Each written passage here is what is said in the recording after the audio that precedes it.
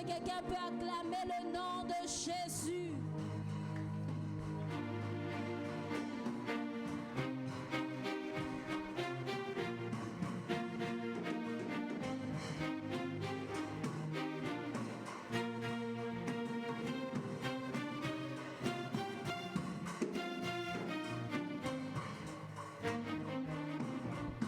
Est-ce qu'on peut très bien acclamer le nom de Jésus? Est-ce qu'on peut très bien acclamer le nom de Jésus?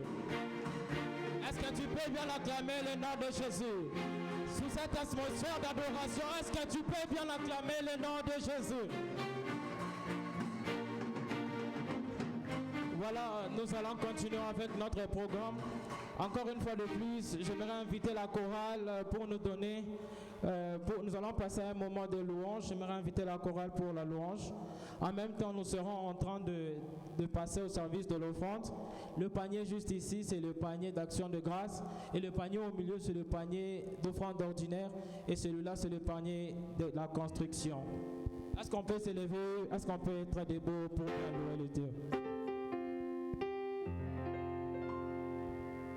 J'attends encore celui qui est assis pour que nous puissions louer ensemble. Est-ce que nous pouvons d'abord bien acclamer pour Jésus? Est-ce que nous pouvons bien acclamer pour Jésus? Non. Est-ce qu'on peut bien acclamer encore pour Jésus? On n'acclame pas bien. Est-ce qu'on peut très bien acclamer pour Jésus? Beta, maboko. Beta, maboko. Beta, maboko. Beta, maboko. Papa, oh, Papa, oh, Papa, oh, Papa, oh, je vais chanter Papa, mon Papa, mon Papa, ah, mon Papa.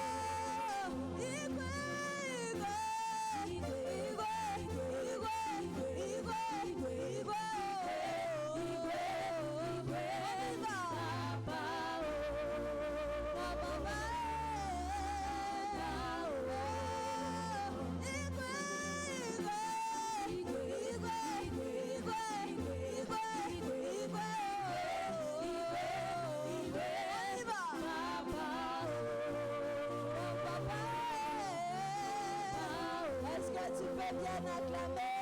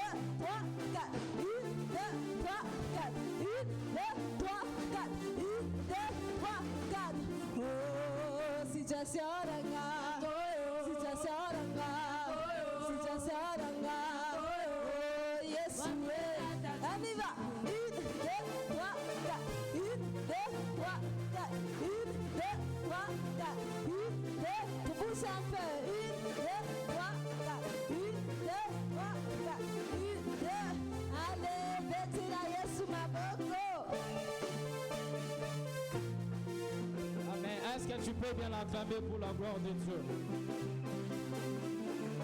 Est-ce que tu peux bien l'acclamer pour la gloire de Dieu?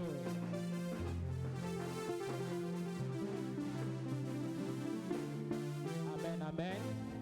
Est-ce que quelqu'un est dans la joie ce soir? Est-ce que quelqu'un est dans la joie ce soir? Est-ce que tu peux bien manifester ta joie? Est-ce que tu peux bien manifester ta joie? Alors, j'aimerais qu'on se salue un peu, qu'on se dise bienvenue à Anagenao. Est-ce que tu peux saluer ton voisin et lui dire bienvenue à Anagenao? Est-ce que tu l'as bien salué? Est-ce que tu lui as dit bienvenue à Anagenao? Voilà, nous voulions passer à notre deuxième partie du culte. Avant de passer à notre deuxième partie du culte, j'aimerais donner encore une occasion à toi qui n'as pas eu l'occasion d'adorer ensemble avec nous au début, de pouvoir adorer ton Dieu. J'aimerais que tu inclines ta tête là que tu es. J'aimerais que tu puisses adorer le nom de Jésus. J'aimerais que tu puisses élever le nom de Dieu. Est-ce que tu peux prier au nom de Jésus? Est-ce que tu peux élever le nom de Dieu?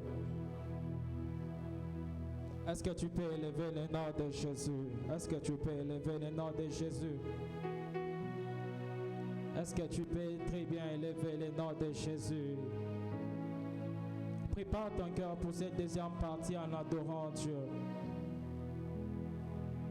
Est-ce que tu es en train de bien élever le nom de Jésus? Seigneur Dieu, nous bénissons ton nom, Jésus. Merci Seigneur Dieu pour ta grâce. Merci Seigneur Jésus pour cette opportunité, oh Dieu, que tu nous offres à nos vies, Seigneur, de se retrouver dans ta présence, Seigneur Jésus. Nous bénissons ton nom, Seigneur Jésus. Nous bénissons ton nom, Seigneur Dieu. Nous bénissons ton nom, Seigneur Jésus. Est-ce que tu es en train de bien adorer ton Dieu? Est-ce que tu es en train de bien adorer ton Dieu? Oui, sois en train d'adorer le nom de Dieu. Oui, sois en train de bien adorer le nom de Jésus. Merci Jésus, merci pour ta grâce Seigneur. Merci Shama, merci pour ta grâce Jésus. Seigneur Dieu, nous t'adorons Jésus, nous t'adorons Seigneur Jésus. Nous t'adorons Seigneur Dieu ce soir. Nous t'adorons Seigneur Jésus-Christ ce soir. Nous t'adorons Seigneur Dieu ce soir. Nous élevons ton nom Jésus. Est-ce que tu es en train de bien élever le nom de Jésus? Sois en train de bien élever le nom de Jésus. Seigneur, nous élevons ton nom Jésus. Nous élevons ton nom Seigneur Dieu. Nous élevons ton nom Jésus. Bénissons ton nom Jésus. Nous bénissons ton nom Jésus. Nous bénissons ton nom Shama. Nous t'élevons Jésus.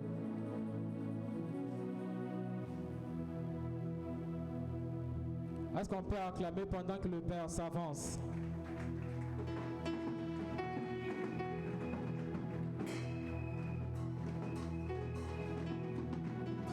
Je n'ai pas entendu quelqu'un bien acclamer pour... Oh là là, oh là là. Oh là là, oh là là, oh là là, oh là là. Est-ce que tu peux bien acclamer? Acclame, acclame, acclame, acclame pour Jésus.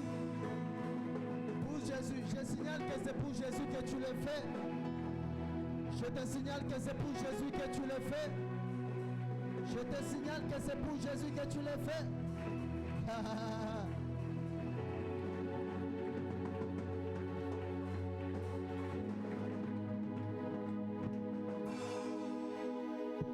Amen. Amen. Gloire à notre Dieu. J'ai béni le Seigneur pour ces grands moments, ces grands moments d'impact, ces grands moments où Dieu visite son peuple, ces grands moments où Dieu nous fait du bien. Alléluia. Gloire à notre Dieu. Alors je te donne la chance de saluer 5 personnes. Est-ce que tu peux saluer 5 personnes en leur souhaitant un bon appétit? Déplace-toi dans la salle. Salue 5 personnes. Je leur souhaite bon appétit, bon appétit, bon appétit, bon appétit.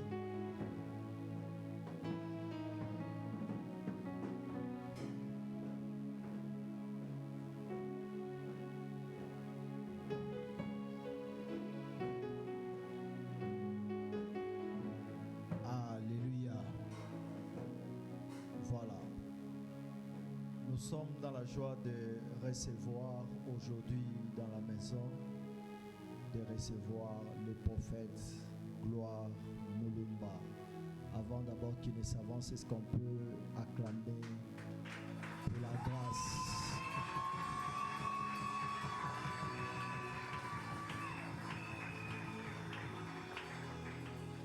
Alléluia. Je pense bien que ça fait vraiment longtemps que j'avais parlé avec lui pour un programme. Je lui disais, je suis en train de préparer chez moi un programme avec les jeunes. Est-ce que tu peux te rappeler encore du moment où je t'en avais parlé? Ça fait vraiment longtemps. C'est vraiment une joie, une grâce exceptionnelle que je suis en train de voir monter sous la vie. Et j'aime bien ce que les gens témoignent de lui. On dit que c'est le prophète de la vie. Alléluia. Alors, est-ce qu'on peut encore acclamer pour la grâce?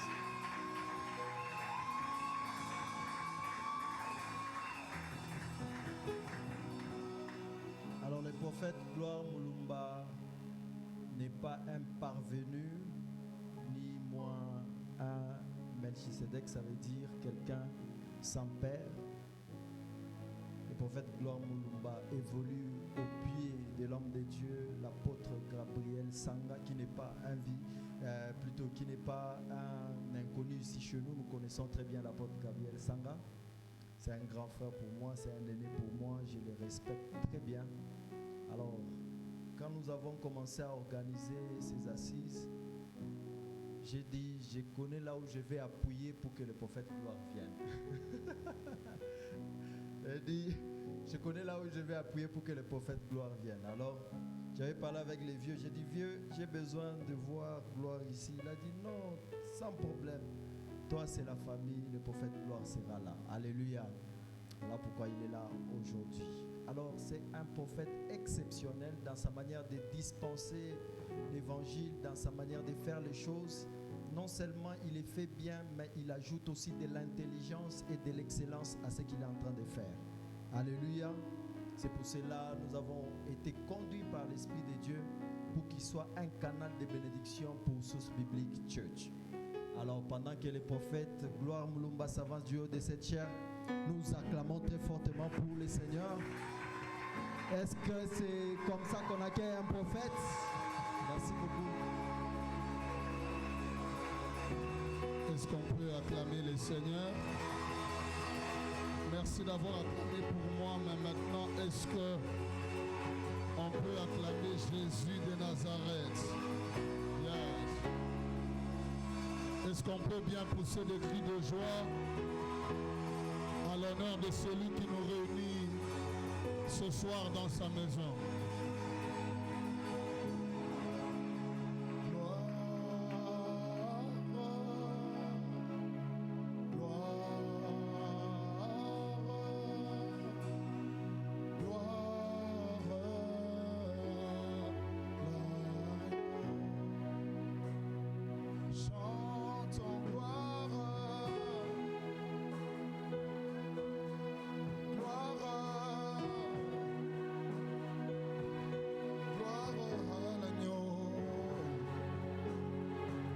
Dans l'attitude d'adoration ce soir. Chantons gloire,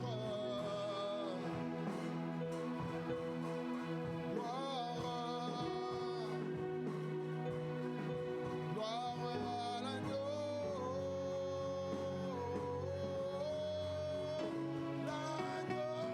car il est glorieux, car il est glorieux. Et signe l'agneau, ce soir, car il est glorieux.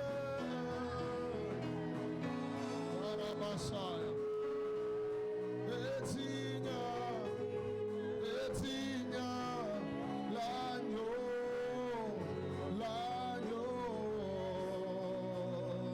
Ce soir, nous élevons nos mains, nous élevons nos mains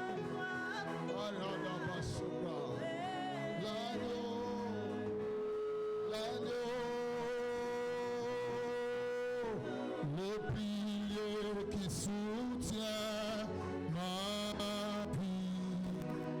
Jésus, tu es le pilier.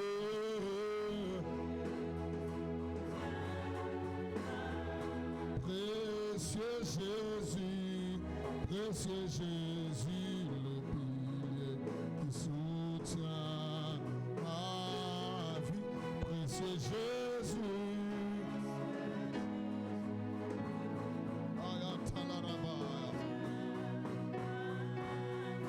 Jésus, tu es le pilier.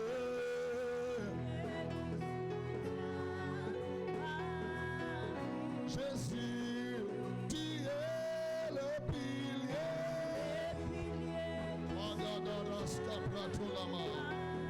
Précieux Jésus, précieux Jésus, le pilier qui soutient. Précieux Jésus, Jésus, le pilier qui soutient. Tangongana sukaka, dekomona bengako, ebukaka bangomba. Crie le plus fort. Tangongana sukaka.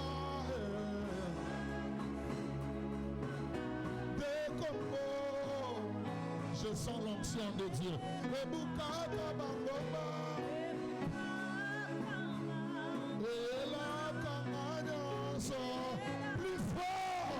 Tangoga la sukaka.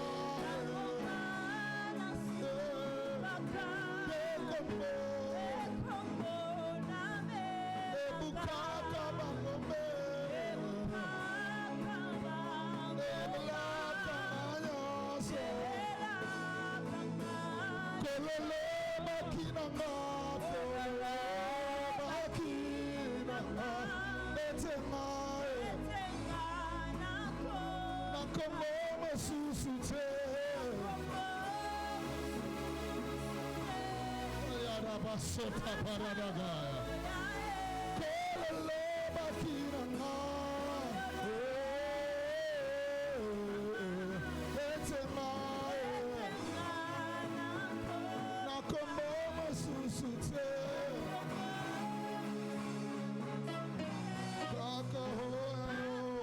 Appelle-le maintenant. Yesu, Yesu, Yesu.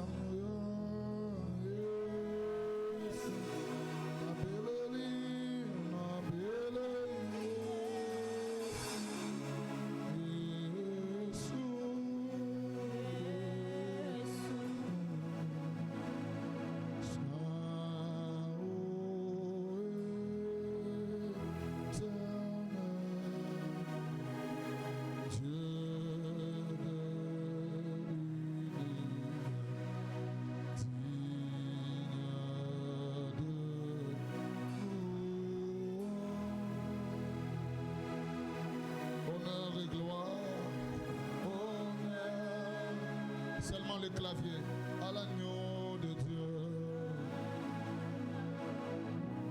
assis sur le trône, assis sur le trône, tu règnes à jamais. Lève légèrement tes mains.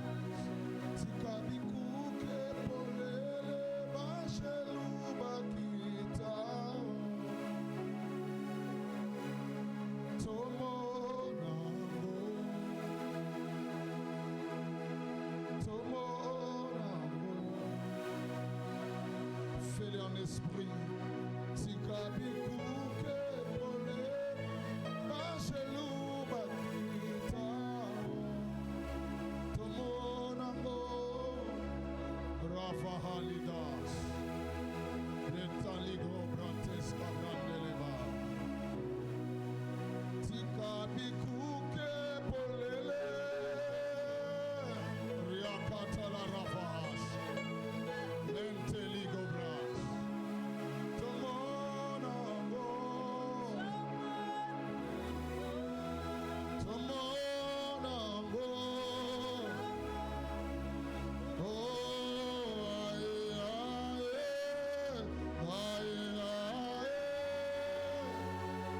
Agratolas,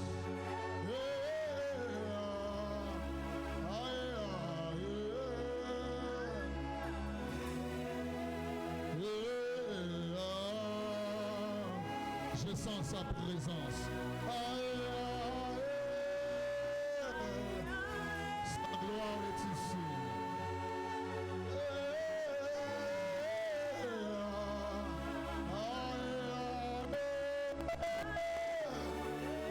Rapatola. Je veux t'entendre.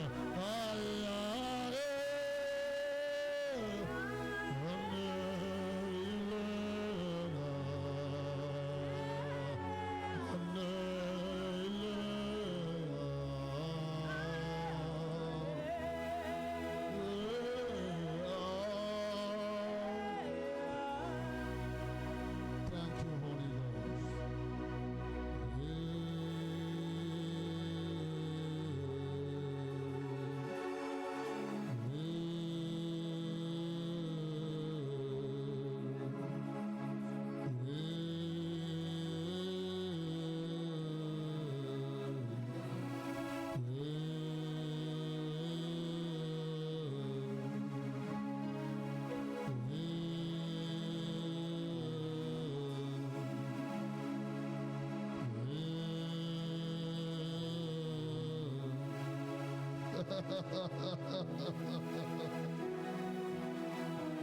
Marga Tafanalada.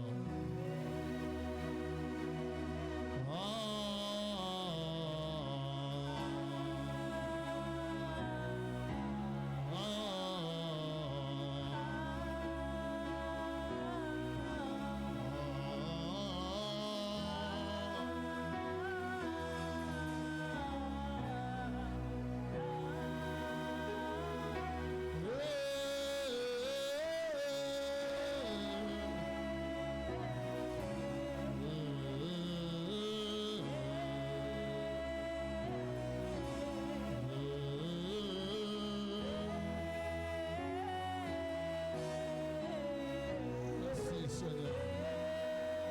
Une dernière fois.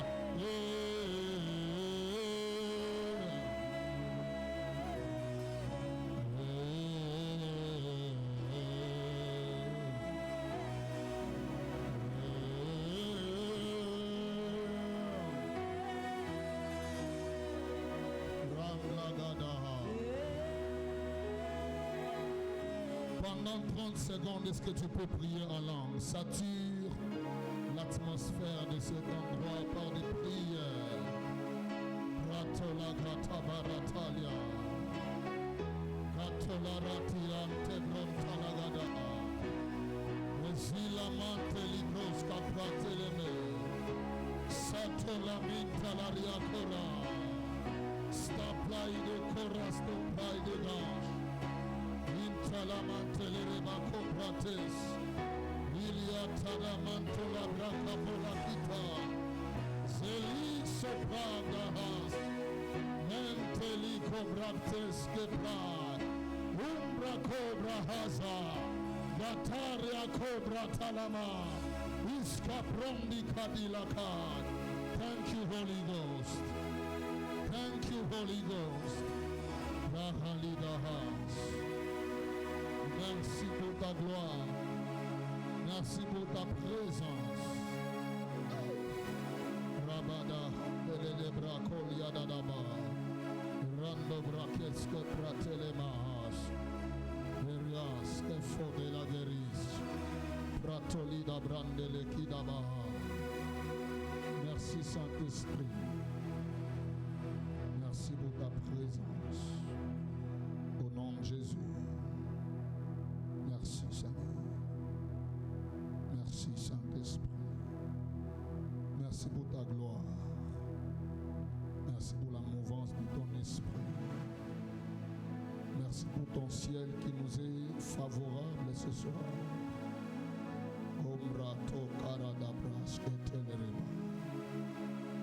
Merci de oindre ce moment de l'écoute de ta parole. Merci de bénir la vie de quelqu'un. Merci de nous assister en toutes choses. Au nom de Jésus, nous avons ainsi prié. Amen. Aide-moi à acclamer le Seigneur. Aide-moi à acclamer le Seigneur comme il se doit. Aide-moi à bien acclamer Jésus. Aide-moi à bien acclamer le roi de gloire, le Seigneur des seigneurs. J'aime quand je sens sa présence. J'aime quand il est présent. Et ce soir, il est sur le point de nous faire du bien dans cette maison de prière. Il est sur le point de nous faire du bien dans cette maison de prière. Apprécie sa présence, apprécie sa gloire et apprécie la puissance de son esprit. Gloire à Dieu. Amen. On peut se rasseoir. Yeah. Aide-moi à saluer ton voisin. Salue-moi ton voisin. Alors, vous, on va travailler ensemble avec vous. Soyez connectés. Parce qu'à n'importe quel moment du culte ou de la parole, le culte peut changer de tournure. Et soyez juste connectés à moi et nous allons travailler ensemble. Je rends de multiples actions de grâce à Dieu qui nous permet de nous tenir dans cette maison de prière ce soir, dans laquelle nous avons trouvé une très belle atmosphère et une très forte gloire de Dieu. Nous aimons et nous apprécions quand nous arrivons dans un endroit qu'on appelle maison de prière et que de manière automatique, il y a une présence de Dieu et une gloire de Dieu. Parce que la chose la plus précieuse que nous puissions avoir ce soir, c'est la présence de Dieu au milieu de nous. C'est cette présence qui bénit, c'est cette présence qui transforme, c'est cette présence qui ouvre des portes. Et je crois que puisque le Seigneur est présent dans cette salle de prière, la vie de quelqu'un ne sera plus jamais la même. Je vous l'ai dit en vérité, la vie de quelqu'un ne sera plus jamais la même. Parce que là où les humains rencontrent les divins, il y a un changement radical de vie. Et nous croyons que parce que lui est là, c'est suffisant pour que nos vies soient en train de changer. Si tu ne crois pas au changement dans ta vie, moi je crois pleinement au changement dans tous les aspects qui sont liés à ma vie. Et si tu le crois tous, nous sortirons de ces lieux mouillés de cette gloire et de cette bénédiction qui se répand dans cette salle. Je voudrais sincèrement remercier le Seigneur pour la vie et le ministère de l'apôtre Melki ainsi que maman. Merci beaucoup pour l'opportunité de prendre la parole devant cette chair qui coûte très cher et d'annoncer l'évangile. Dans mon ministère et dans ma vie, j'ai appris à ne rien considérer pour acquis. Je crois que lorsqu'on vous appelle et qu'on vous cède la chair, ce n'est pas parce que l'homme de Dieu a manqué de contact, ce n'est pas parce qu'il a manqué de matière, c'est d'ailleurs un homme de Dieu bourré de connaissances, mais je crois que c'est une marque de considération, une marque d'honneur. Et je voudrais sincèrement dire merci. Vous auriez pu appeler quelqu'un d'autre. Vous ne manquez pas de relations. Je suis très reconnaissant de faire appel à moi dans ce grand travail. Est-ce qu'on peut ensemble apprécier le Père de la maison? Le mal avec toi, c'est que tu apprécies ton père comme si c'était le père du voisin. C'est la seule chose qui me dérange, c'est que tu apprécies ton père comme si c'était le père du voisin. Apprécie la vie, apprécie la grâce, et le ministère de l'homme de Dieu. Amen. Gloire à Dieu. Merci à tous les serviteurs, servants de Dieu qui travaillent aux côtés du pasteur. Vous faites un excellent travail. Merci au président du département de la jeunesse et à tout son comité. Je suis vice-président de la jeunesse dans mon église et je sais ce que ça fait que d'organiser une activité à la jeunesse. Et ce que moi je sais, c'est que les autres dorment, mais le comité du département de la jeunesse, déjà 4 jours, une semaine avant, ils font presque des nuits blanches. Parce que ce n'est pas facile d'organiser. On vous appelle, on vous dit qu'il y a des câbles achetés, on vous appelle, on vous dit que vous devez organiser les déplacements de l'orateur, on vous appelle, on vous dit qu'il y a des choses. Donc, que Dieu bénisse tous ceux qui travaillent à la jeunesse. Je sais que ça n'a pas été facile, que Dieu vous récompense pour le grand travail que vous faites. Et peuple de Dieu, vous êtes les plus bénis parce que vous êtes là pour écouter la parole de Dieu. J'apprécie la sensibilité que vous avez, j'apprécie la connexion que vous avez et je me sens très à l'aise de travailler ici. Amen. Alors, je vais prêcher la parole de Dieu et ensuite nous allons vaquer à la prière. Je voudrais juste que l'organisation me fasse part qu'il me reste combien de temps à partir de maintenant. Parce que selon ce que j'ai appris de mon père, c'est qu'il faut se battre pour respecter les temps. Je pense que si c'est chez nous, si on ne finit pas ce qu'on doit dire aujourd'hui, on reviendra le dimanche. Et si on ne finit pas le dimanche, en tout cas c'est chez nous. À n'importe quel moment, nous allons venir pour continuer ce qu'on va commencer ce soir. Alors, je ne sais pas, un protocole ou quelqu'un qui est dans l'équipe organisationnelle, donnez-moi juste un petit papier, comme ça je sais il me reste combien de temps à partir de maintenant. Et je vais me battre pour qu'on sorte d'ici à l'heure. Le thème, il est alléchant, il est provocateur, il est très important. Et je bénis Dieu parce que ce genre de thèmes ne viennent que des églises responsables. Dans des églises irresponsables, il y a trop de thèmes qui font sauter, qui font crier. Mais ce genre de thèmes ne viennent que des églises qui ont atteint une certaine maturité dans la manière de voir les choses de Dieu. Vous savez, on peut jauger la maturité d'une église, la maturité d'un département de la jeunesse par déjà la qualité des thèmes qui sont donnés. Et lorsque l'apôtre m'a fait part du thème, j'ai finalement compris que c'est un thème qui fait appel à beaucoup de maturité et à beaucoup de tact. C'est comme ça que ce soir, je vais être plus enseignant, mais les dimanches, on va couler dans l'atmosphère. Et le Seigneur nous fera beaucoup de bien. Le thème, c'est une génération régénérée, un monde transformé. Un thème très très important. Mais il m'a été demandé de parler sur l'impact de l'onction christique dans une génération ou dans une nation. Alors avant de parler de ce thème, de ce sous-thème qui m'a été donné, je m'excuse.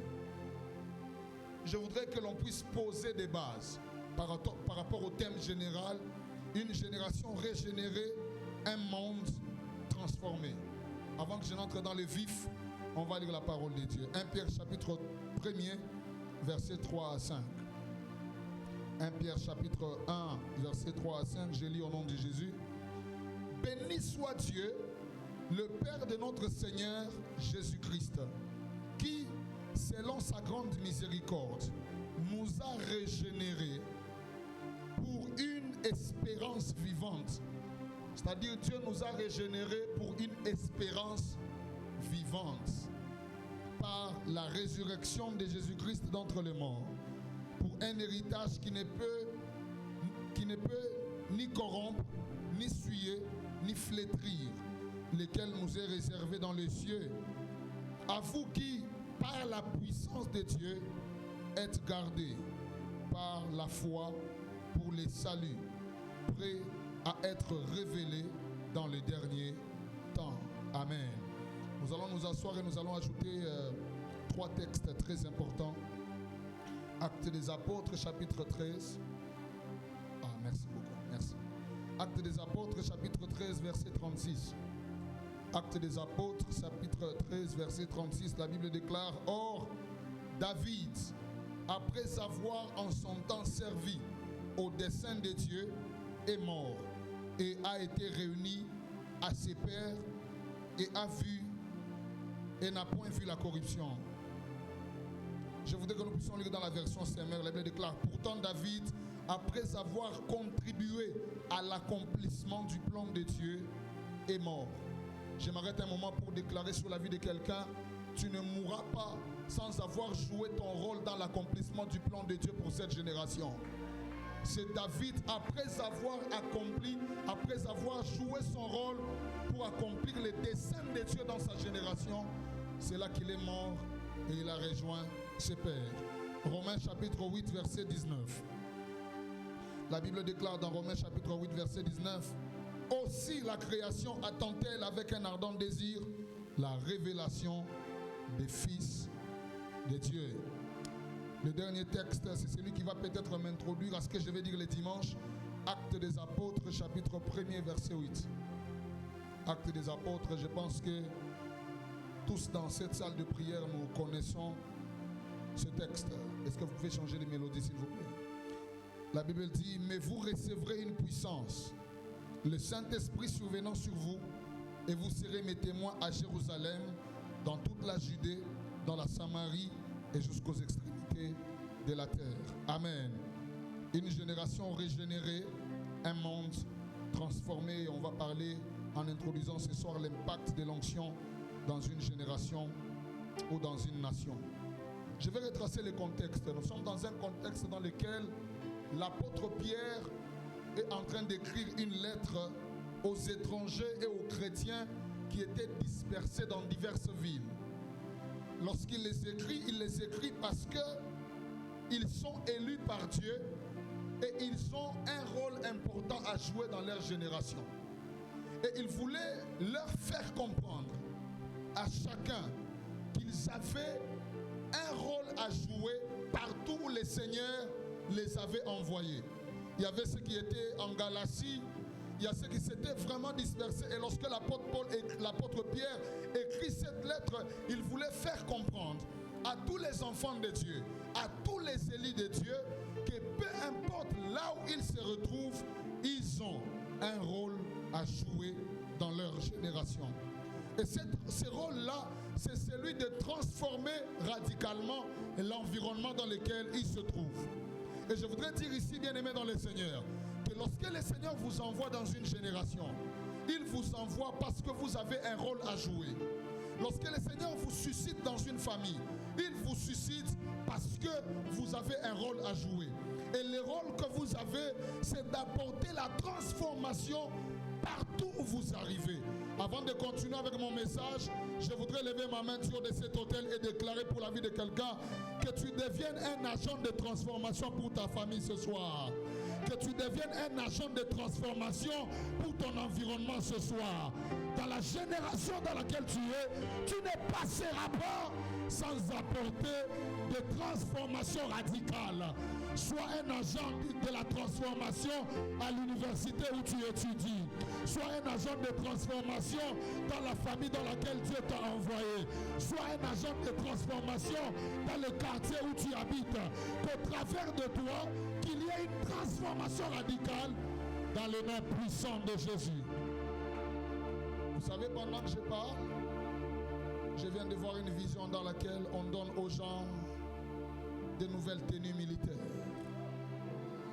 Cette soirée est une soirée d'équipement.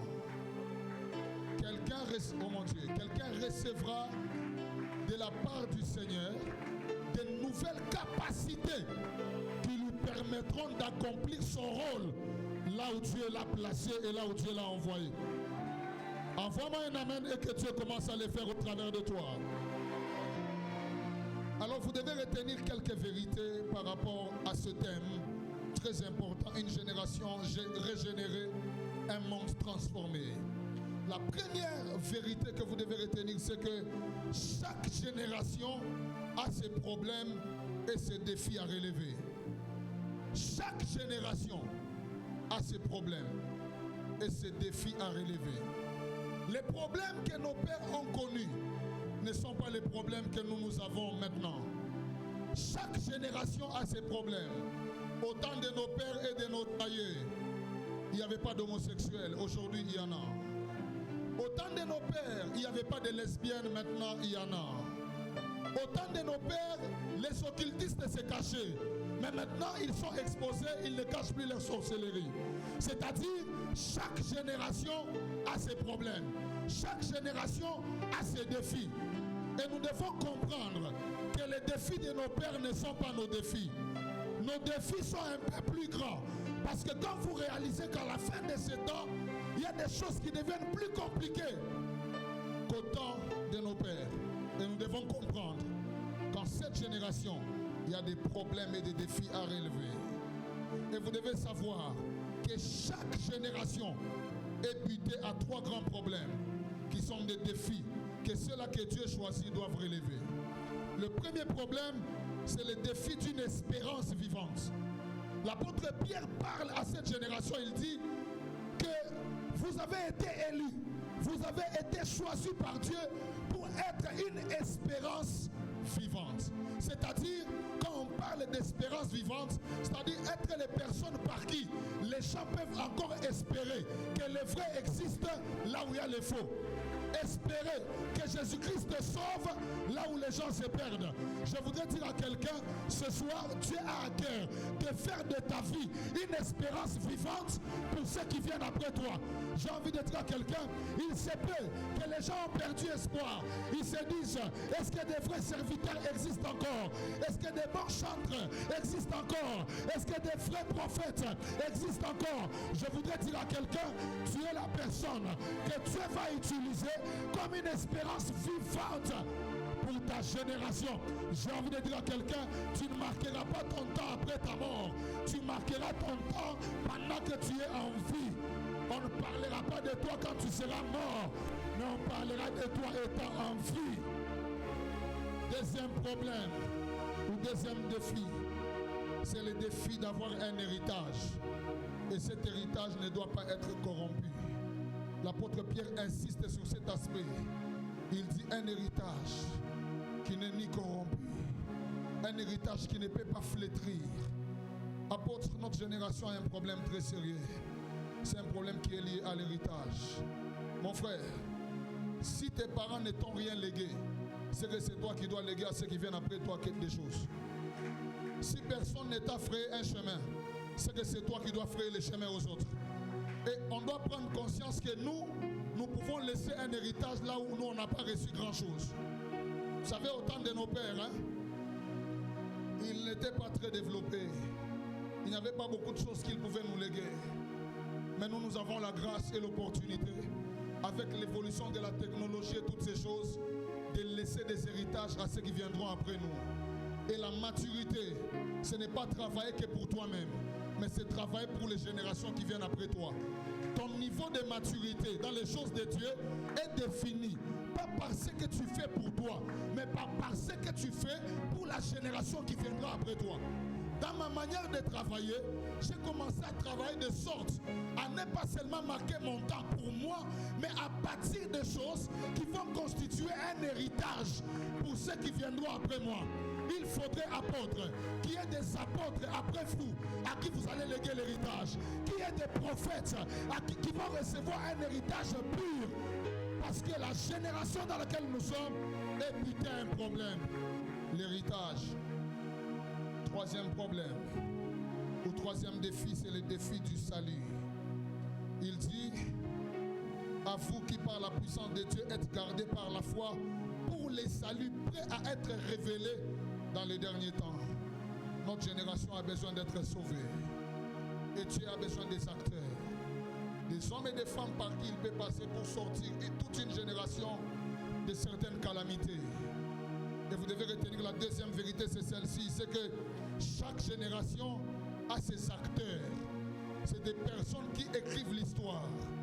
Bien-aimés dans le Seigneur, on reconnaît les temps d'une génération par les personnes qui marquent cette dernière. Chaque génération a ses acteurs. Et on ne parle pas d'une génération sans des personnes qui écrivent l'histoire. Des personnes par qui Dieu passe pour qu'une génération soit marquée positivement. Le fait de mon cœur et ma prière, c'est que dans cette génération, que tu sois parmi les personnes qui vont écrire l'histoire de l'évangile, qui vont écrire l'histoire de la musique, qui vont écrire l'histoire de la prophétie, qui vont écrire l'histoire du business, que Dieu passe par toi pour marquer ta génération dans le nom puissant de Jésus. Chaque génération a ses acteurs. Et vous savez, Dieu ne peut rien faire sans les hommes. Dieu est esprit. Mais pour qu'il agisse sur la terre, il a besoin de quelqu'un qui sera son extension sur la terre. Et c'est cette personne qu'on appelle homme. C'est pourquoi la parole déclare, tu n'as voulu ni sacrifice ni holocauste, mais tu m'as formé un corps pour faire, ô Dieu, ta volonté. C'est-à-dire, Dieu a une volonté, mais l'expression de la volonté de Dieu sur la terre, c'est la vie d'un humain. Et chaque humain peut devenir l'acteur de la volonté de Dieu sur la terre. Et vous devez savoir que tout ce que Dieu veut faire, il le fait par deux catégories de personnes. Numéro 1, les personnes que lui choisit. Et numéro 2, les personnes qui constatent qu'il y a des choses qui ne marchent pas et qui se donnent à Dieu pour que les choses changent. Ce soir, je prie que tu sois de ces deux catégories de personnes. Soit les personnes que Dieu choisit lui-même pour établir afin de faire des choses, ou soit les gens de personnes qui iront vers Dieu pour dire, papa, je veux que par moi, les choses changent dans ma génération. Je veux que par moi, qu'il y ait une transformation dans la jeunesse de cette vie. Pendant que je parle, je vois les murs en train de tomber. Je vois les murs en train de tomber. Dans les jours qui vont arriver, Dieu va souffler un puissant réveil ici. Je vois le mois de novembre en train de s'afficher devant moi. Il y a un vent d'un puissant réveil que Dieu va souffler ici. Et Dieu m'a dit que la jeunesse de cette église commence à se préparer dans des retraites et dans des prières. Parce que Dieu veut embraser cette contrée, mais il veut passer par vous. Je ne sais pas à qui je parle, mais je parle au prochain évangéliste qui va gagner des âmes pour le Seigneur dans cet environnement. Je parle au prochain prédicateur qui va prêcher la parole avec puissance et qui va sauver. J'ai envie de dire à quelqu'un, c'est au travers de toi que Dieu remplira cette église. C'est au travers de toi que Dieu va sauver plusieurs âmes. Envoie-moi un amen 3 fois et que Dieu le fasse par toi. Pendant que je parle, je me tiens sur cet autel et je déclare que Dieu passe par toi pour sauver ta famille. Que Dieu passe par toi pour sauver ton quartier. Oh mon Dieu, que Dieu passe par Oraste Prayaka. Que Dieu passe par toi pour apporter un puissant réveil. Renvoie-moi un amen fort et que Dieu commence à le faire. Karamanta la rabashada. Dieu le fera au travers de toi. On a parlé de Haïdi Niabala. On a parlé de Renard Bonke. On a parlé de Beni Ina. On a parlé de Tata Meshak. Mais dans cette génération, l'acteur du réveil, ça sera toi. L'acteur du salut, ça sera toi. Dieu ne passera pas par quelqu'un d'autre. C'est par toi qu'il va passer pour apporter un puissant réveil. Envoie-moi un amen fort et que Dieu te sélectionne pour changer les choses dans l'environnement. Oh mon Dieu, est-ce que je parle à quelqu'un dans cette salle?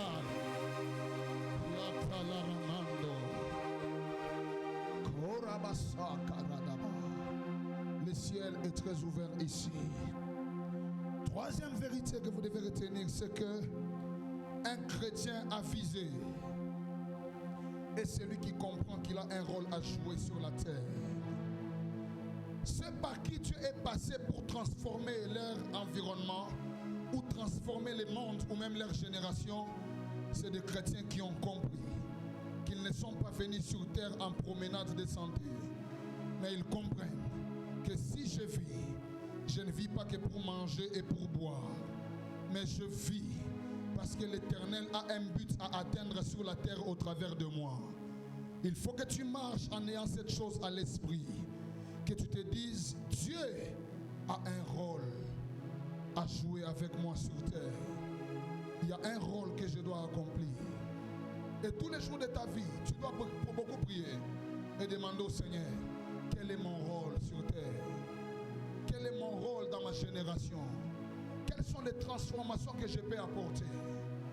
Une autre vérité, la capacité de lire la saison vous permet de marquer votre génération. Tous ceux qui ont marqué leur génération sont des hommes et des femmes qui ont appris à faire la lecture du temps. Quand tu lis tu sais faire la lecture du temps, tu sais ce que tu dois faire pour marquer ta génération. Que Dieu t'ouvre l'intelligence et que tu aies la capacité de lire les temps et de comprendre quel est le rôle que tu dois jouer en ces temps de la fin afin de marquer ta génération.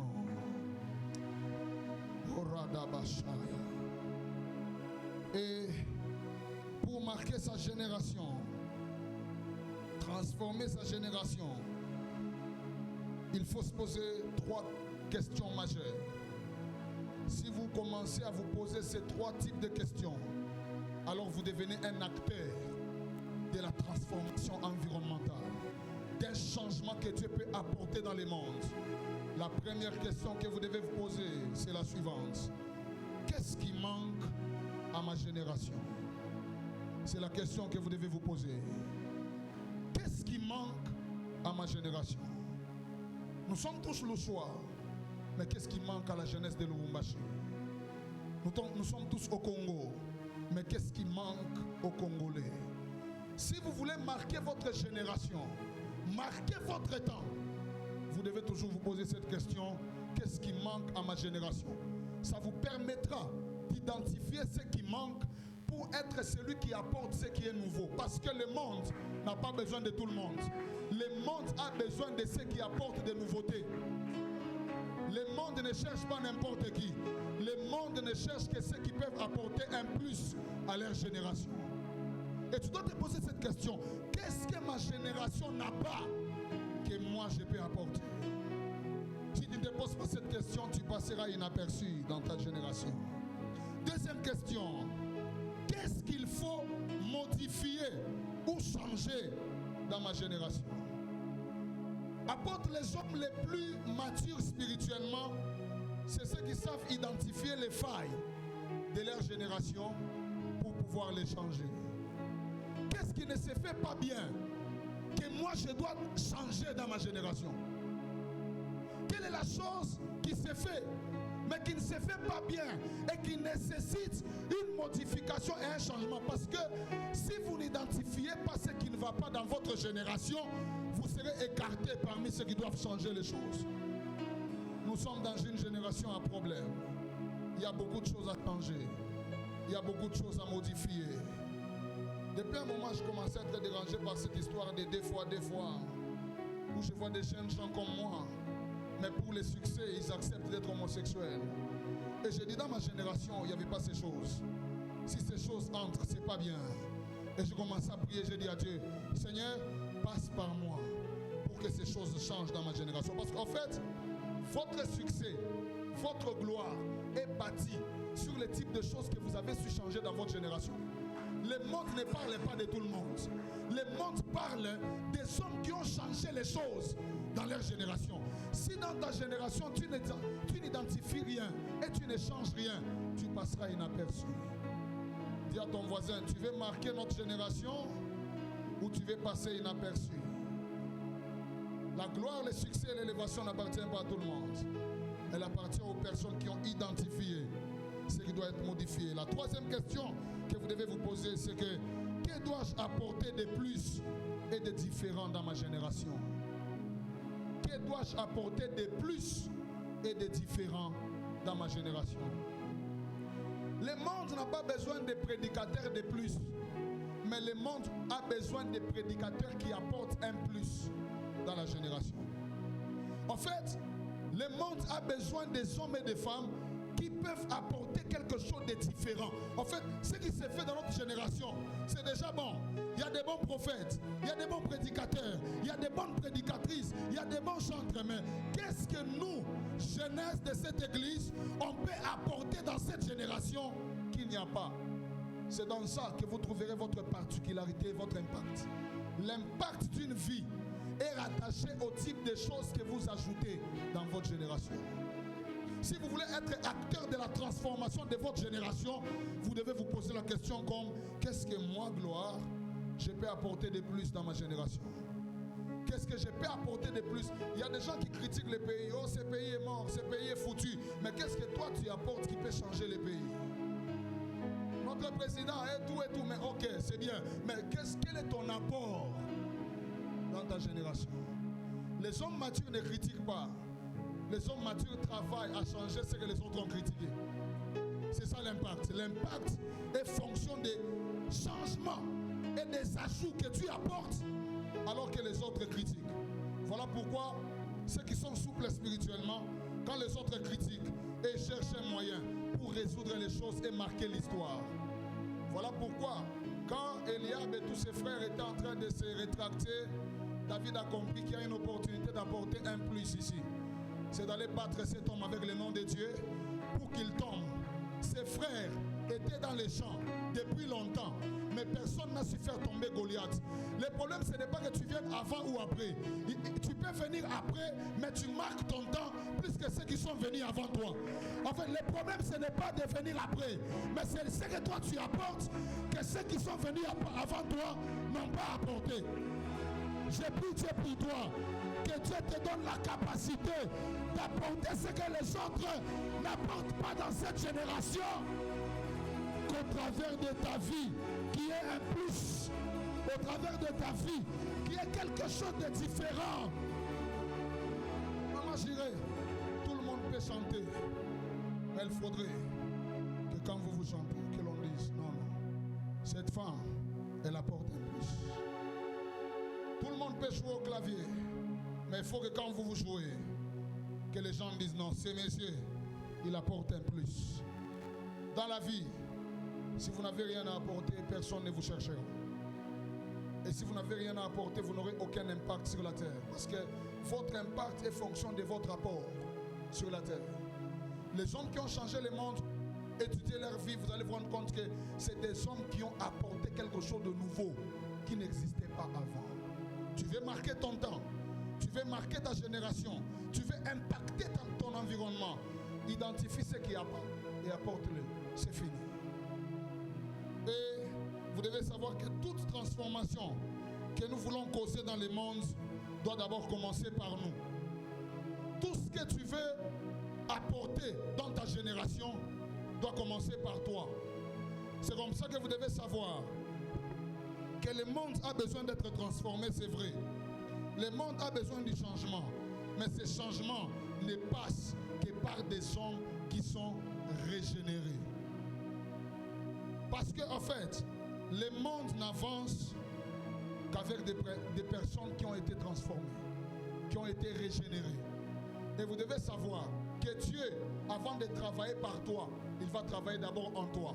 Voilà pourquoi, si nous ne sommes pas une génération régénérée, il n'y aura pas de monde transformé. Parce que le monde n'est transformé que par des personnes régénérées. Voilà pourquoi, s'il n'y a aucun travail qui se fait au-dedans de toi, il n'y aura aucun travail qui se fera au-dehors de toi. Les changements commencent d'abord dans ton intérieur. Dis à ton voisin, si quelque chose change au-dedans de toi, quelque chose changera autour de toi. Mais si rien ne change en toi, rien ne changera aussi autour de toi. Et donc le monde a besoin d'une génération régénérée afin d'être transformé. Le monde a beaucoup de défis. Il y a beaucoup de problèmes, il y a beaucoup de choses à résoudre. Et c'est comme ça que la Bible déclare que la création attend avec un ardent désir la révélation des fils de Dieu. C'est-à-dire des personnes qui ont atteint un statut de fils de Dieu et qui ont la capacité d'être des agents de changement et de transformation dans leur génération. C'est de ça que Dieu a besoin et il faudrait que nous soyons régénérés. Être régénéré veut dire subir une reconstitution. Une reconstruction, une régénération. Être régénéré veut dire être ramené à l'état initial. C'est comme ce que Adam a connu. Adam a connu la chute. Et au travers d'Adam, nous avons naquis dans une nature pécheresse. Mais lorsque Jésus-Christ vient pour nous sauver, il nous sauve pour que nous soyons régénérés. C'est-à-dire que nous puissions avoir la nature que nous avons perdue au travers d'Adam. C'est ça en fait la régénération. C'est en fait le fait de retrouver l'ancienne nature des dominateurs. Parce que lorsque Dieu a créé l'homme, il a dit, faisons l'homme à notre image et selon notre ressemblance afin qu'il domine. En fait, c'est pas ton côté dominant dominateur que tu peux changer le monde. Mais le côté dominateur a été perdu au travers de la nature adamique. Mais c'est en Jésus-Christ, au travers de la régénération, que la domination qu'on a perdue à Adam peut revenir sur nous. Voilà pourquoi une génération qui n'est pas régénérée, qui n'est pas reconstituée, ne saura apporter aucune transformation. Tu comprends maintenant le fond du problème. Le problème, ce n'est pas les mondes. Le problème, c'est nous. Nous voulons changer les mondes sans être changés. Nous voulons changer les autres sans subir une transformation à nous-mêmes d'abord. Et c'est ça le gros du problème. Être régénéré veut aussi dire naître de nouveau et continuer les processus de la transformation. Parce que quand vous naissez de nouveau, vous revenez à la première nature dominatrice plutôt, que Dieu avait donnée depuis qu'on était en Adam. Mais maintenant, vous devez savoir qu'étant enfant de Dieu, il y a tout un processus de transformation. Plus vous devenez transformé, vous atteignez la stature de fils de Dieu et c'est là que vous pouvez dominer. Voilà pourquoi la Bible déclare, un enfant nous est né, mais un fils nous est donné. Quand tu es un enfant dans les choses de Dieu, tu es né. Mais quand tu travailles pour atteindre la stature de fils, tu deviens un don pour ta génération. En fait, les enfants naissent, mais les fils sont des dons. Et on dit, la domination reposera pas sur les épaules de l'enfant, mais sur l'épaule du fils. C'est-à-dire, celui qui a pris le temps de naître de nouveau, mais aussi de subir les processus de la transformation, il atteint une maturité et une supériorité qui lui permet d'être un agent de transformation dans sa génération. En fait, c'est ça les problèmes. Et plusieurs échappent à cette chose. Posons-nous une question. Pourquoi devons-nous être régénérés ou transformés? Je vais aller très vite parce qu'il y a certaines choses pour lesquelles j'ai parlé ici. C'est que la première raison pour laquelle nous devons être régénérés ou transformés, c'est parce que Dieu, avant de travailler par nous, il travaille d'abord en nous. C'est ce que je dis. Deuxième des choses pour laquelle nous devons être régénérés, c'est pour nous permettre d'atteindre la maturité, de naître de nouveau, mais aussi travailler à un processus de transformation et d'évolution continuelle, atteindre la maturité. Troisième des choses, pour nous rendre compatibles à ce que Dieu veut faire.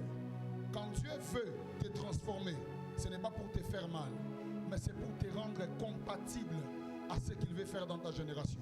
Quand Dieu est dur avec toi, quand Dieu te coince, quand Dieu travaille sur ton caractère, quand Dieu travaille sur toi, ce n'est pas parce qu'il te fait mal.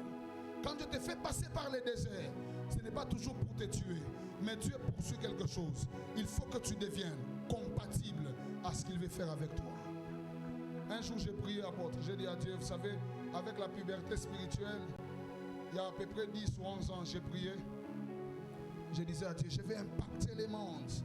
Quand je voyais certains hommes de Dieu que Dieu avait déjà élevés au niveau de la nation, je les citais même dans les prières. Que je devienne comme tel, que je fasse tel, que je subisse telle chose. Vous savez quoi? Je dors dans une retraite de 3 jours. Le deuxième jour, je dors. Lorsque je dors, je me vois dans les songes, dans une machine. Et on devait me jeter dans une machine qui devait me broyer. Et je devais devenir comme de la pâte, comme de la viande. Et on jetait des gens avant moi. Mais quand on les jetait et qu'ils étaient broyés, quand ils ressortaient à la voie de sortie, ils redevenaient des hommes. Mais leur corps était des corps de gloire. Ils avaient des robes blanches et ils dégageaient une forte lumière. Et quand c'est arrivé mon tour, je commençais à refuser. Parce que je voyais comment les gens étaient en train d'être broyés comme de la viande. J'avais peur. Je dis non, je ne saurais pas. Et la voix m'a dit dans les songes, c'est la seule voie par laquelle tu dois passer si tu veux atteindre les corps de gloire que tu vois après. Mes frères, on n'atteint pas la dimension très élevée sans que Dieu parfois nous broye, qu'il travaille sur nous, qu'il nous brise, qu'il nous humilie.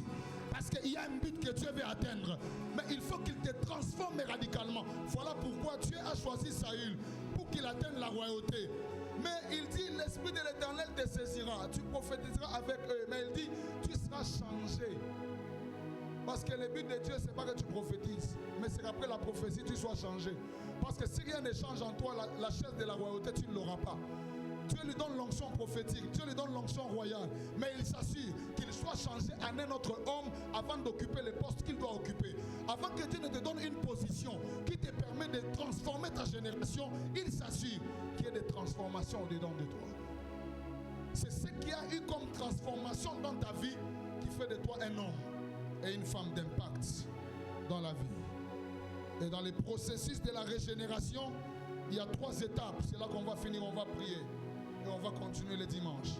La première étape dans la régénération, parce qu'il faut que nous soyons une génération régénérée pour un monde transformé. C'est-à-dire, on ne peut pas transformer le monde si on n'est pas régénéré. Et dans le processus de la régénération, il y a 3 étapes. La première étape, c'est ce que je dis ici, la nouvelle naissance. Vous devez naître de nouveau. Vous devez être d'autres hommes. Vous devez naître d'esprit. Deuxième chose, c'est subir la transformation caractérielle. C'est là que je parle du brisement. C'est là que je parle du fait que Dieu veut nous broyer. Je me rappelle que lorsque je me suis réveillé, j'ai dit à Dieu, c'est pas ça que moi je t'ai demandé. Il m'a dit, la requête que tu avais demandée là pour les nations, tous les hommes que tu as vus sont passés par là. Soit tu passes, soit tu oublies la requête. Écoutez, vous voulez être comme l'apôtre Melchi. Je veux aussi avoir une église qui ait des lumières, des caméras. Tu ne sais pas par quoi Dieu lui a fait passer. Tu ne sais pas combien d'humiliations, combien de honte, combien de rejets il a subi. Voilà pourquoi moi je n'envie plus les onctions des grands. J'envie leur histoire. J'envie leur parcours. Quand je suis devant un grand, je ne vais pas connaître, oh, impose-moi la main que je vois comme toi. Je vais connaître, tu es passé par quoi. Ça me permet de me positionner. Parce qu'on veut souvent l'onction des grands sans connaître les chemins par lesquels ils sont passés. Mais maintenant, quand Dieu nous met sur leur chemin, on commence à vouloir fuir. Écoute, n'envie pas les trônes, envie les... N'envie pas la couronne de gloire que Jésus a. Si je n'ai pas l'image de la couronne d'épines par laquelle il est passé. Parce qu'avant le trône de la royauté, il y a la croix et la couronne d'épines. Là où Dieu te brise, il te prépare pour être l'agent par qui il va passer pour la transformation de l'environnement. Voilà pourquoi je voudrais parler à quelqu'un ici que Dieu est en train de briser. Ne fuis pas. Il n'y a pas un autre chemin que celui-là. Il m'était arrivé à un moment donné, je suis venu quand même d'une famille qui avait à l'époque un peu de stabilité. Mon père était stable. L'apôtre Melchi connaît, ils nous ont vu comment on était en train de grandir tout petit. On vivait bien. Jusqu'à ce que le temps de l'école de Dieu sonne pour nous. Moi, je ne rêvais jamais d'être ici en train de prêcher. Jamais. C'était jamais mon rêve. Papa m'appelait, viens chanter, viens jouer. J'ai fouillé. À un moment, j'ai tenté. Un jour, je suis entré dans les studios. J'ai fait des fuites de voix qu'on appelle Kiléa. Il y avait un frère, je ne sais pas qui s'était moqué de moi. J'ai fui. J'ai dit, j'étais avec des petites filles. Je ne rêvais jamais.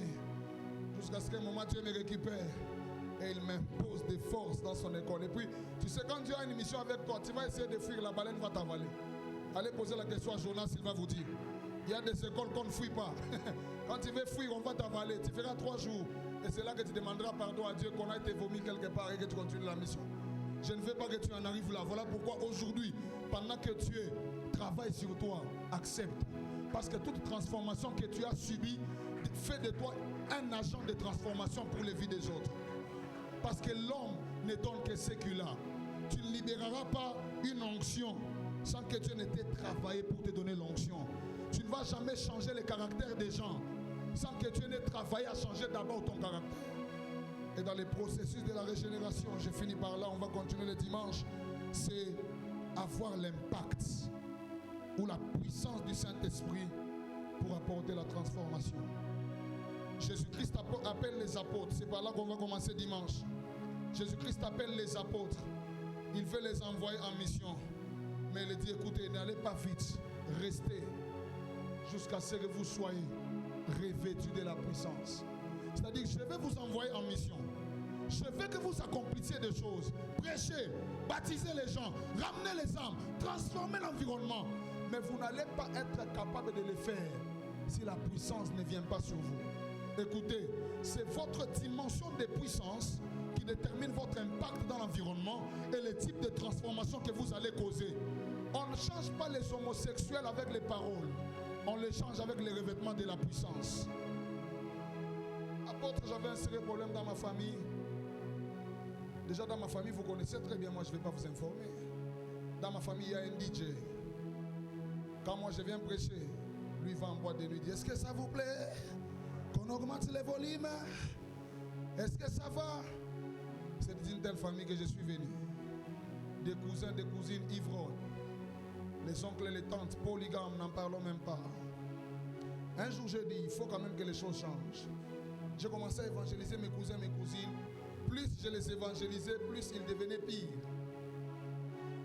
Une fille qui mettait la jupe ici, ça monte. C'est les seuls qui connaissent si c'est les dopes, si c'est les crop, je ne sais pas.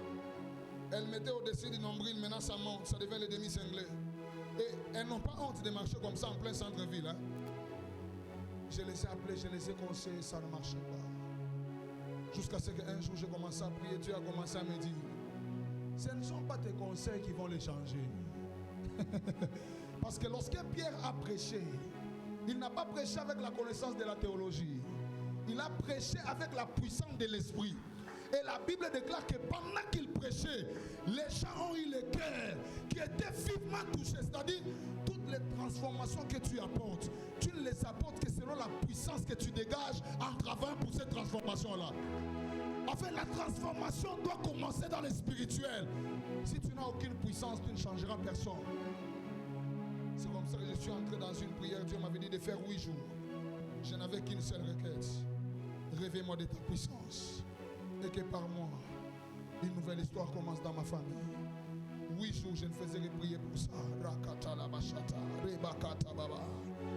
J'ai demandé ça à Dieu. Le 8e jour, j'ai fini, j'appelle un oncle et je lui dis, j'ai besoin que tu me convoques une réunion de famille. Il a dit, gloire, on a fait un conseil. On a ça pour que le faire pour pasteur, et puis on a quoi pire. Convoquez-moi à cette réunion-là. Ils ont convoqué la réunion, il y avait des cousins et des cousines. Je n'ai jamais oublié. J'entre dans les salons où il y avait mes frères, mes cousins, mes cousines. À l'époque, quand je disais, on va prier, moi, je suis quand tu es anakimbi. Moi, je suis quand tu es anakimbi. Ces jours-là, j'entre. J'ai dit, on va prier maintenant. Tout le monde est resté calme. Et je regardais autour d'eux, il n'y avait pas de bouteilles de bière. J'ai dit, c'est l'occasion, je vais profiter maintenant avant qu'ils ne boivent.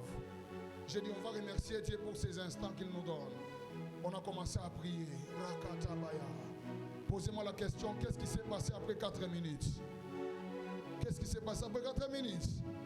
4 minutes après, j'avais une cousine qui finissait elle-même un casier de secret de 12 bouteilles. Seule. Elle finissait et elle ne s'enivrait pas.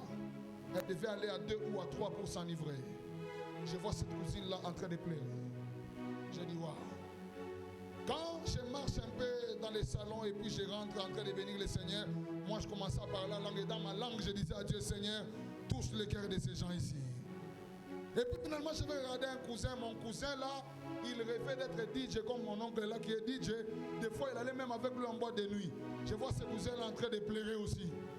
J'ai dit, c'est maintenant ou jamais. J'ai bas les mains. Je lui ai dit, restez calme. Et puis je commence à parler sous la puissance de l'esprit. J'ai dit, aujourd'hui, Dieu vous aime. Il veut que vous puissiez leur donner votre vie. Que vous abandonniez les chemins des boîtes de nuit, les chemins du monde. Et que vous puissiez commencer à les servir à partir de maintenant. Je n'avais pas fini de parler. Ma cousine qui finissait un casier de bière était à genoux la première. Elle avait déjà levé les mains. Quand je regarde mon cousin, il était aussi à genoux. Je leur fais faire la prière de repentance. Et vous savez quoi? Aujourd'hui dans ma famille, presque tous les cousins commencent à devenir des serviteurs de Dieu. Prophète ici, prophétesse là-bas, prédicateur à gauche, prédicateur à droite. Parce que j'ai compris qu'on ne peut pas transformer l'environnement si on n'a pas la puissance de Dieu. Ce soir, Dieu va te communiquer une puissance qui va te permettre de changer radicalement l'histoire de ta famille. Tu as beaucoup prêché sans puissance. Tu as beaucoup chanté sans puissance. Tu as beaucoup évangélisé sans puissance. Et ça n'avait changé personne. Mais ce soir dans cette salle, il y a une onction de Dieu qui va sillonner dans cette salle. Et il y a des hommes et des femmes qui auront la capacité de changer l'environnement. Parce que l'environnement ne peut être changé que par des hommes et des femmes qui ont reçu l'onction, qui ont reçu la puissance pour changer l'environnement. Envoie-moi un amen 3 fois et que Dieu te règne pour changer l'histoire de ta génération. La Bible déclare, crois au Seigneur, tu seras sauvé, toi ainsi que toute ta famille. J'ai envie de dire à quelqu'un, le salut va commencer par toi, le changement va commencer par toi. Envoie-moi un amen et que Dieu le fasse. Tiens-toi debout, on va prier. Je m'arrête là, on va continuer le dimanche. Tiens-toi debout, on va prier. Il faut qu'un travail se fasse au-dedans de nous. Il faut qu'une puissance nous soit communiquée afin que nous soyons capables de changer le monde. Le monde ne change que par des personnes qui sont devenues des esprits supérieurs. Si tu n'es pas un esprit supérieur, tu n'apporteras aucun changement. Si tu n'es pas un esprit supérieur, tu vas beaucoup parler, mais personne ne va t'écouter.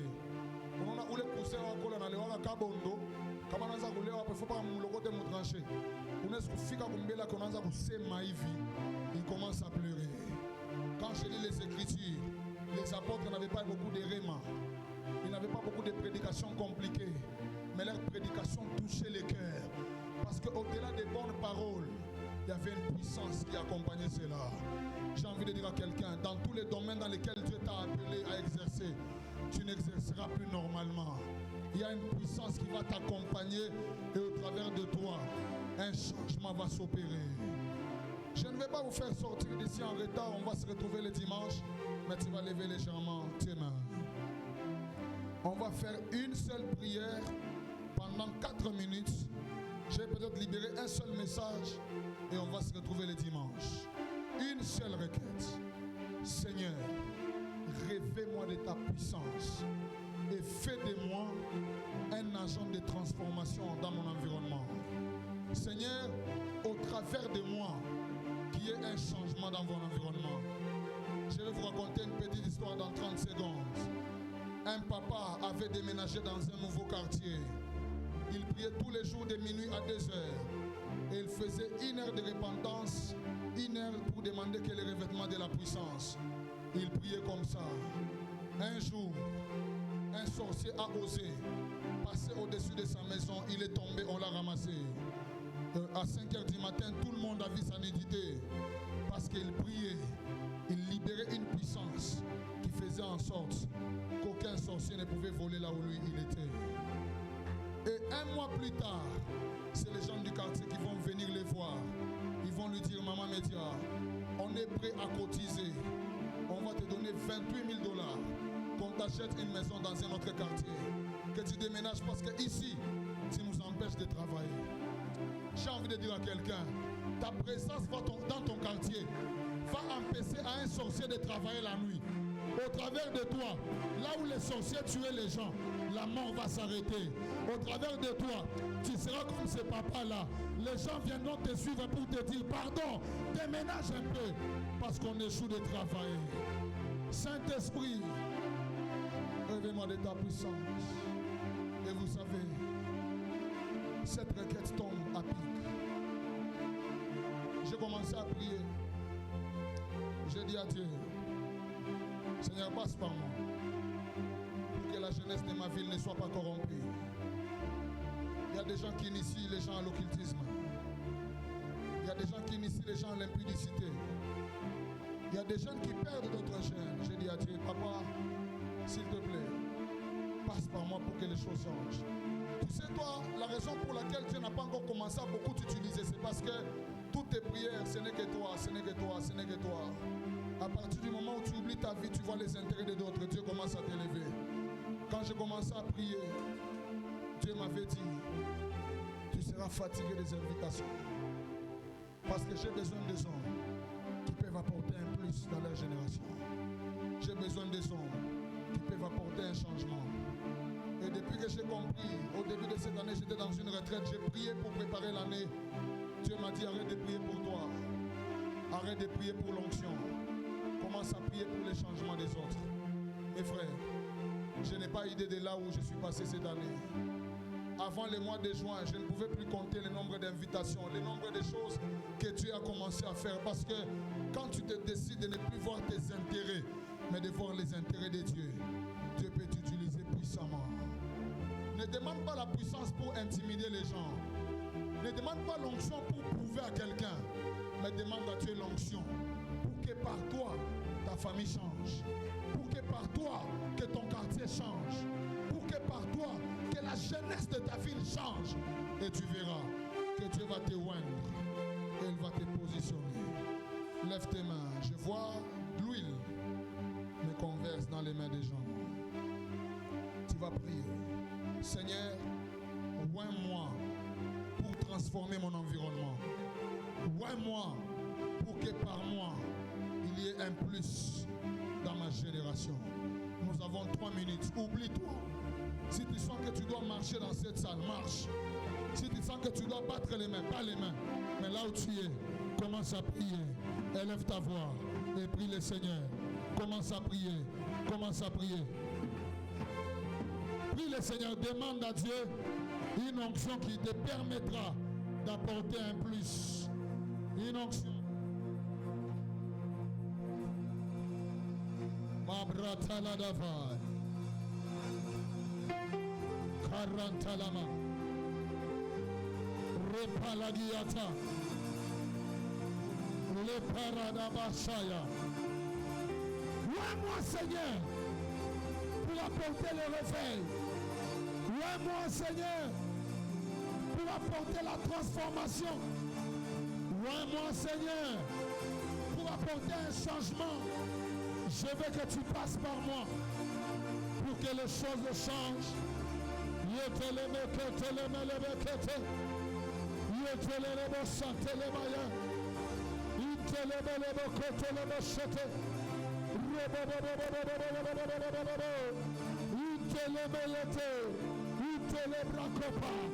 Oins-moi, Seigneur. Oins-moi, Seigneur, pour apporter un changement dans ma famille.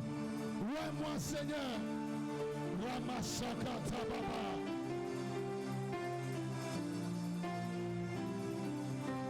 Intalamarababa. Rietelebekotelemoshaya. L'abrasso païdekla. Rietelebelebras. Que Dieu te oigne ce soir. Que son onction te localise. Afin que par toi, il y ait un changement. Qu'il y ait un changement. Qu'il y ait une transformation. Remokotelebe. Karamashto Praya.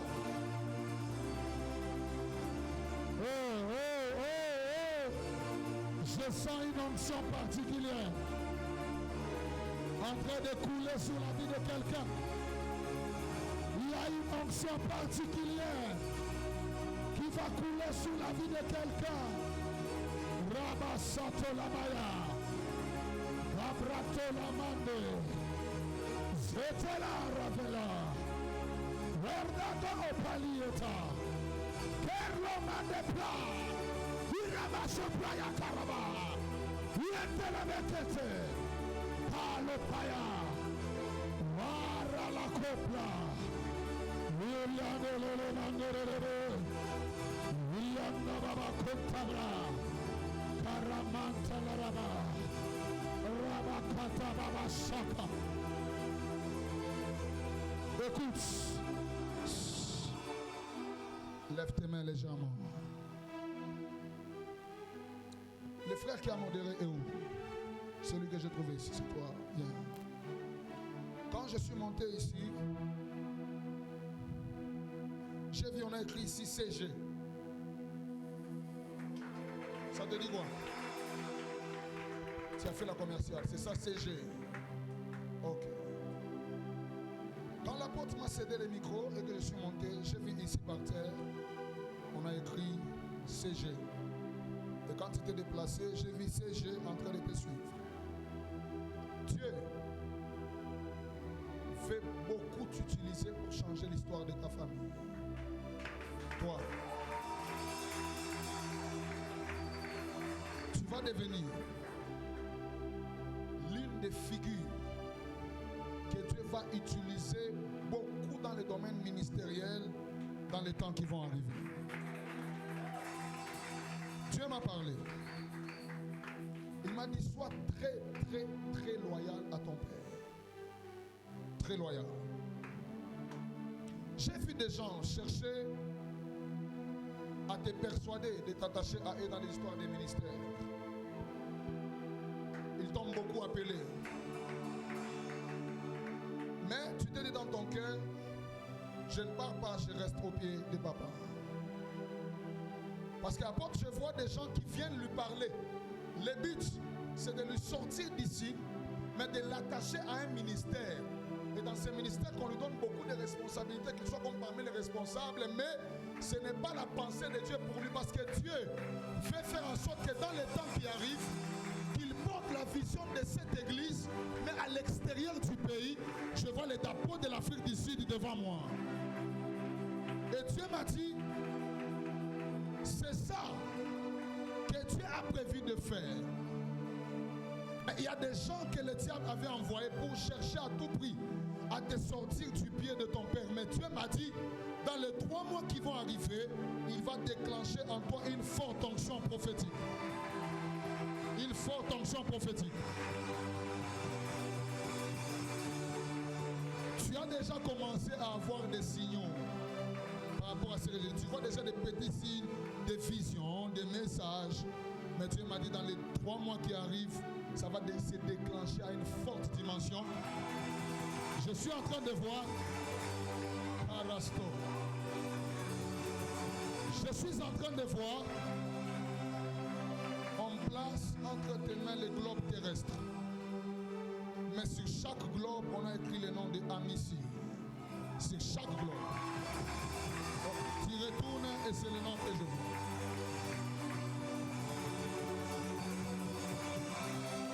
L'Esprit de Dieu m'a dit, tu vas marcher avec ces noms-là dans les nations pour prêcher l'évangile, mais je te vois porter la vision de cette église. Et l'Esprit de Dieu m'a dit, si tu vas rester loyal et attaché à cette vision, dans les 3 ans qui arrivent, on parlera d'autre chose. Et, my God, l'Esprit de Dieu m'a dit, tu auras des résultats et dans les ministères et dans les études que tu as eu à faire. Quand tu acclames dans tes acclamations, j'entends le nom de Gracia qui sort. J'entends le nom de Gracia qui sort dans tes acclamations. Tu connais? C'est qui Gracia? C'est un grand frère. Il est aussi de ta famille. Mais vous êtes très proches. Parce que quand tu acclames dans tes mains, là, j'entends le nom de Gracia qui sort. La même grâce qui est sur toi va les localiser aussi. Et mon Dieu, l'Esprit de Dieu, oh mon Dieu, il y a une forte gloire. Le dimanche, on va être sous la nuée. Le Seigneur va beaucoup t'utiliser. Il me dit, tu porteras le nom de Amici dans les nations, prêchant l'évangile à gauche, à droite. Mais tu connais quelqu'un qu'on appelle Dani? C'est toi, Dani. Donc c'est toi. Cette soirée est une soirée dans laquelle Dieu te lance l'appel, comme l'appel qu'Élie avait lancé à Élie, le premier avec le manteau. Si tu vas suivre ce que je te dis et rester attaché à l'alliance du Père, dans les 3 mois qui arrivent, tu seras parmi les personnes qu'on ne reconnaîtra plus dans cette église. Parce qu'à propos, je vois, oh mon Dieu, je vois un don de prophétie qui s'ouvre terriblement. Commence à beaucoup prophétiser et il va devenir. Oh mon Dieu. Il va devenir une grande bénédiction pour l'église, frère. Une très grande. Une très grande bénédiction. L'Esprit de Dieu m'a dit, continue à rester loyal. Et ne pars plus. Là, on t'a invité. Il y a une activité qu'on organise à la moitié du mois de septembre. Et cette activité, on voulait t'appeler pour que tu ailles travailler à Djangoua. Mais c'est à la moitié du mois de septembre. Dieu m'a dit ne pars pas. Je vois une poudre blanche qu'on souffle dans ta direction. Et ça commence à te déranger sous la poitrine jusqu'à ce que tu vas avoir des fortes douleurs. Le but, c'est de t'affaiblir et te rendre faible parce que je te vois alité sur un lit. Dieu m'a dit, il y a des gens qui préparent une activité dans un ministère, mais c'est à la moitié du mois de septembre. Et on est déjà en train de te parler de ça. On veut t'inviter. Dieu m'a dit, n'ose pas partir. Il y a une planification du diable. Je vois quelqu'un avec une poudre blanche, mais il souffle ça dans ta direction comme ça. Il y a des rencontres dans lesquelles, quand on y arrive, on a ouvert une brèche pour que le diable nous détruise et détruise l'investissement qui est en nous. J'ai dit à Dieu, est-ce que c'est les poisons? Il me dit non, non. C'est une poudre travaillée spirituellement. On veut lancer ça en esprit dans sa direction pour commencer à l'affaiblir et détruire totalement sa santé afin de le rendre incapable de faire les choses auxquelles je l'ai appelé. Dieu m'a dit ne pars pas là-bas. En faisant ça, tu épargneras ta vie de beaucoup de choses. Apôtre, il y a une forte gloire. Il y a un réveil qui est en train d'arriver dans cette jeunesse qui va bouger toute la contrée ici. Et Dieu m'a dit, je vois les gens commencer à faire des descentes dans les rues pour aller évangéliser. Je vois des descentes aller prêcher dans les routes, mais dans la contrée. Dieu m'a dit, faites-le encore. Je vois Dieu. Apôtre, il y aura des gens qui viendront dans cette église parce qu'ils auront vu dans les songes qu'ils prient ici. Dieu m'a dit, vous aurez ceci. Il y aura des gens, quand vous les recevrez, vous leur posez la question, comment vous êtes arrivés ici? Certains vous diront, j'ai dormi, j'ai rêvé que j'ai prié ici. Et Dieu m'a dit, mon frère, toi, viens qu'on t'impose la main qu'on prie pour toi. Il y aura des gens, quand vous demanderez qui vous a évangélisé, il dira, personne ne m'a évangélisé. J'ai rêvé que j'ai prié avec vous. Et Dieu m'a dit, donnez-lui 6 mois. Donnez-lui seulement 6 mois. Il va attirer une foule au point où vous mettrez les gens même dehors. Je prie Dieu qu'il te règne et que par toi, la chose qu'il veut faire s'accomplisse dans le nom de Jésus. Lève tes mains. On va se retrouver le dimanche. Tu vas dire à Dieu, je demande le réveil dans notre jeunesse. Je demande un puissant réveil.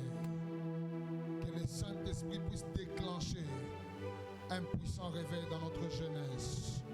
Que la puissance de Dieu se véhicule au milieu de nous. Et qu'il y ait un réveil puissant qui va se produire. Là où tu es, élève tes mains et commence à prier le Seigneur. Demande à Dieu le réveil de la jeunesse. Demande à Dieu la transformation. Il y a d'autres jeunes pendant que nous venons prier et ils sont en train de rester à la maison dans la distraction. Que Dieu les attire. Commence à demander leur cœur dans la prière. Demande à Dieu ce puissant réveil. Prie le Seigneur.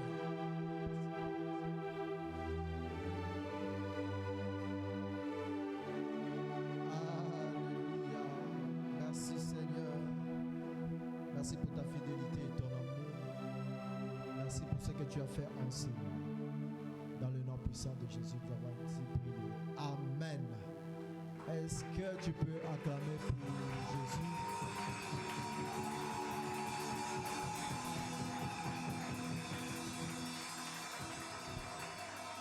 Très rapidement, on va déposer les offrandes. Nous sommes pratiquement à la fin. Si vous êtes arrivé